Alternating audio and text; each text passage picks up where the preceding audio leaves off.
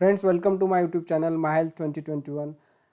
आज का हमारा टॉपिक है A to Z informative updates on corona vaccine. आज हम वैक्सीन के बारे में पूरी जानकारी लेंगे, जिसमें वैक्सीन की कीमत क्या होगी, ये वैक्सीन कब आएगी, ये वैक्सीन मुझे कब मिलेगी, साइड इफ़ेक्ट्स क्या होंगे और ये वैक्सीन मुझे कितनी बार लेनी पड़ेगी। ये सारी चीज़ें हम आज की वीडियो में जानेंगे। फ्रेंड्स, अभी तक क्या आपने हमारे चैनल को सब्सक्राइब नहीं किया होगा तो सब्सक्राइब कर दीजिए, ताकि आपको हेल्थ से रिलेटेड जानकारी टाइम पर मिलती रहे। फ्रेंड्स, चलिए बढ़ती है। पहले A to Z इन्फॉर्मेशन में मैं क्या क्या ये टॉपिक में कवर करने वाला हूँ। एक तो इफ़िकेसी ऑफ वैक्सीन्स आपको पता चलेगी, इफ़िकेसी क्या है और इफ़ेक्टिवनेस क्या है, ये दोनों चीज़ें अलग अलग है जो आज आपको पता चलेगी। उसके बाद में प्राइस क्या होगी वैक्सीन की। नेक्स्ट है टाइप्स ऑफ वैक्सीन्स, वैक्सीन के टाइप्स कौन से रहते हैं। उसके बाद में साइड इफ़ेक्ट्स क्या हो गए वैक्सीन आप लेते हैं तो। बाद में वैक्सीनेशन प्लान कैसे रहेगा, ये वैक्सीन सब लोगों तक कैसे पहुंचेगी, इसका भी प्लानिंग किया है। उसके बाद में टॉप कंट्रीज़ कौन सी जिन्होंने वैक्सीन का ऑर्डर ऑलरेडी दिया है। नेक्स्ट स्टोरेज ऑफ वैक्सीन कैसा रहेगा, वैक्सीन को स्टोर कैसा करेंगे। और transportation of vaccine world wide कैसा होगा। और ये सभी जो पुरानी वैक्सीन है, इन्होंने अब उनको प्रिपेयर होने में कितने साल लग गए, ये सब डिटेल हम आज के वीडियो में जानेंगे। चलिए बढ़ती है पहले टॉपिक की ओर, जो है efficacy of vaccine. Efficacy of vaccine means not the effectiveness of vaccine. Efficacy means ये क्या है कि कुछ बहुत ही कम लोगों के ग्रुप पे वैक्सीन के ट्रायल लिया गया, क्लिनिकल ट्रायल जो हम फेज 3 क्लिनिकल ट्रायल लिया गया, जिसमें ये कैसा है कि सब कंपनी वाले एक मोबाइल जैसा हम लॉन्च करते हैं और मोबाइल के जैसे फीचर्स हम बताते जाते हैं, वैसे ये सब लोग उनके वैक्सीन के फीचर्स बता रहे हैं in that form of efficacy. तो सबसे पहले फाइज़र की ओर बढ़ते हैं। फाइज़र वैक्सीन जो बना रहे हैं मैन्युफैक्चरर, वो बोल रहे हैं कि हम 95% इफिकेसी हमारे वैक्सीन का है। मॉडर्ना वाले बोल रहे हैं 94.5% हमारे वैक्सीन का इफिकेसी है। वहीं स्पुतनिक जो रशिया की वैक्सीन है, जो 95% वैक्सीन का इफिकेसी बता रहे, और एस्ट्राजेनेका 90% बता रहे, और लास्ट में इंडिया का वैक्सीन कोवैक्सीन जो बता रहे कि हमारी इफिकेसी 60% है। हालांकि ये इफिकेसी बढ़ाई भी जा सकती है, ऐसा उन्होंने कहा है। लेकिन इफिकेसी और इफेक्टिवनेस के बारे में बहुत ही बड़ा अंतर है। जैसा इफिकेसी मीन्स ये बहुत ही कम लोगों के ग्रुप पे वैक्सीन की इफिकेसी लाई गई है, जिसमें परसेंटाइल आप सभी देख रहे हैं।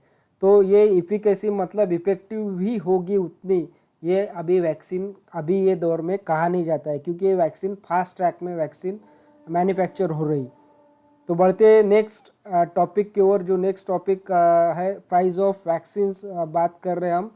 प्राइजेस कैसे रह गए, टेंटेटिव प्राइस है, these are not the final price. एक जैसा टेंटेटिव प्राइस दिया है, जो टेंटेटिव प्राइस फाइजर का रहेगा 1400 रुपये में रहेगा।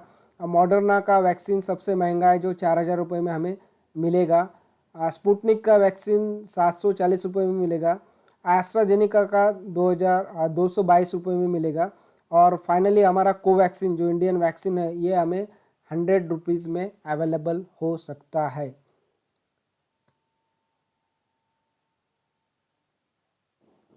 नेक्स्ट हम डिस्कस करेंगे अभी टाइप्स ऑफ वैक्सीन्स। अभी ये वैक्सीन्स बनाते हैं, लेकिन ये वैक्सीन्स कौन से प्रकार के रह सकते हैं, इसमें हम जैसे एक इंफॉर्मेशन लेंगे, ताकि आपका एक वैक्सीन के बारे में कॉन्सेप्ट क्लियर हो। उसमें एक जेनेटिक वैक्सीन रहते हैं, जो जैसे कोरोना वायरस का हम एग्जांपल लेते हैं, तो कोरोना वायरस का जो जेनेटिक्स है वो लिया जाता है वैक्सीन में।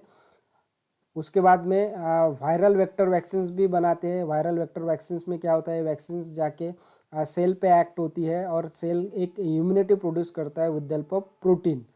उसके बाद में प्रोटीन बेस्ड वैक्सीन्स भी आती है, जो कोरोना वायरस का प्रोटीन रहता है वो प्रोटीन लेके एक वैक्सीन्स बनाते हैं। और फाइनली इनएक्टिवेटेड वैक्सीन्स रहती है। इनएक्टिवेटेड वैक्सीन से बहुत ही कॉमन वैक्सीन है, जिसमें बैक्टीरिया वायरस आधा मरे हुआ या आधा जिंदा ये स्वरूप में लिया जाता है, और वो ह्यूमन के बॉडी में इंजेक्ट किया जाता है। और ये इंजेक्ट करने के बाद में हमारे बॉडी एक इम्यूनिटी डेवलप करती है वायरस के अगेंस्ट में। चलिए बढ़ते हैं फोर्थ टॉपिक के ऊपर, जो है side effects of vaccine. Vaccine अभी तक के भी जो वैक्सीन मार्केट में भी अवेलेबल है, उनके भी साइड इफेक्ट है, ये कॉमन साइड इफेक्ट रहते हैं। हालांकि अभी ये वैक्सीन जो है, ये फास्ट ट्रैक में वैक्सीन है, इसके बहुत ज़्यादा सीरियस साइड इफेक्ट्स भी हो सकते हैं। अभी कुछ भी कहा नहीं जाता है, लेकिन जो कॉमन साइड इफेक्ट है वैक्सीन के आपको आएंगे, इसमें आएगा हाई टेम्परेचर आपको आ सकता है, उसके बाद में मसल पेन, बहुत ज़्यादा मसल में पेन हो सकता है।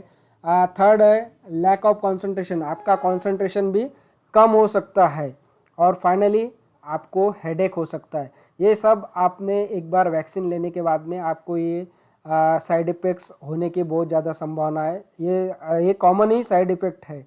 अगर ऐसे साइड इफ़ेक्ट आपको ज़्यादा होते हैं तो आप कुछ दिन घर पे ही रह सकते हैं।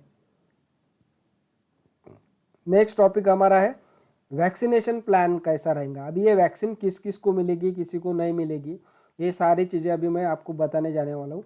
जैसा स्टेज 1 में जो वैक्सीन मिलेगा ये हेल्थ वर्कर के लिए मिलेगा, जैसे डॉक्टर्स है, फार्मासिस्ट है, नर्स है, इन लोगों को ये पहली स्टेज में वैक्सीनेशन होगा। उसके बाद में दूसरी स्टेज में सोशल केयर वर्कर जो रहते हैं, जैसे आशा वर्कर्स वगैरह हमारे इंडिया में काम करते हैं, इनके लिए वैक्सीन अवेलेबल होगा। थर्ड में जो है अबोव 65 ईयर्स के जो लोग रहेंगे, जो जिसमें रिस्क रहता है, जैसे बहुत सारे लोगों को डायबिटीज़, ब्लड प्रेशर, ऐसे बीमारी रहती है, और at the age of 65 plus आपका इम्यूनिटी भी थोड़ा कमज़ोर होता है, इनके कारण ये स्टेज 3 में इन लोगों के लिए वैक्सीन अवेलेबल रहेगा। और स्टेज 4 में ये वैक्सीन जनरल पब्लिक के लिए अवेलेबल होगा। अभी आप डिसाइड कीजिए इसमें से कौन से स्टेज में आप फॉलोअप होते हैं, उसके हिसाब से आपको वैक्सीन मिलेगा। नेक्स्ट टॉपिक है स्टोरेज ऑफ वैक्सीन। अभी ये वैक्सीन का स्टोरेज भी एक कम टेम्परेचर पे वैक्सीन को रखना पड़ता है, जो हमारे इंडिया में बहुत ज़्यादा दिक्कत है, जहाँ पे लाइट नहीं रहेगी या फिर कुछ प्रॉब्लम रहेंगे, ऐसे कंडीशन में इंडिया में स्टोर करना बहुत ही मुश्किल है। जैसे फाइज़र का वैक्सीन है -70 डिग्री सेल्सियस तक के हमें स्टोर करना पड़ेगा। स्पुतनिक का वैक्सीन -18 डिग्री पे स्टोर करना पड़ेगा। कोवैक्सीन हमें 2 से 8 डिग्री सेल्सियस तक हम स्टोर कर सकते हैं, जो एक जनरल टेम्परेचर है। उसके बाद मॉडर्ना का 2 से 8 डिग्री सेल्सियस तक हम स्टोर कर सकते हैं, और एस्ट्राजेनिका भी 2 से 8 डिग्री सेल्सियस तक के स्टोर कर सकते हैं। क्योंकि ऐसे कंडीशन पे हम वैक्सीन स्टोर करते हैं तो वैक्सीन डिटोरिएशन होने के चांसेस बहुत कम है, नहीं तो फिर वैक्सीन डिटोरिएट हो सकता है। इसके लिए हमें कोल्ड चेन भी मेंटेन करना है। बढ़ते हैं नेक्स्ट टॉपिक के ऊपर, जो कि है transportation of vaccine world wide. अभी ये वैक्सीन बनाने का बिल्कुल बहुत ज़्यादा कंपटीशन चल रहा है मार्केट में। अभी कौन सा कंपनी का वैक्सीन पहले लॉन्च होता है, और कोई भी कंपनी का अगर वैक्सीन लॉन्च होता है तो हो सकता है वर्ल्ड वाइड भी सभी कंट्रीज़ को मिलेगा। फ्रेंड्स, मैंने अभी तक के आपको कोरोना वैक्सीन के बारे में बहुत सारी जानकारी दी। आशा करता हूँ ये सारी जानकारी आपको समझ में आई होगी। आपको ये वीडियो अच्छा लगा तो आप अपने फ्रेंड्स और फैमिली में शेयर कीजिए, और आपने अभी तक के हमारे चैनल को सब्सक्राइब नहीं किया होगा तो ज़रूर सब्सक्राइब कीजिए।